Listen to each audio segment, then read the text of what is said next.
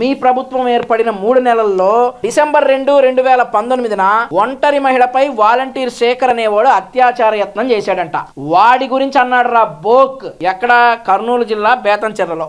ఆ తర్వాత 10 రోజులకు రైతు భరోసా అర్జీ ఇచ్చేందుకు వెళ్ళిన మహిళపై అదే పని చేశాడంట ఒక వాలంటీర్. ఎక్కడ? నెల్లూరు జిల్లా వీర్నకొల్లో. ఇలా చెప్పుకుంటా పోతేరా బోకు.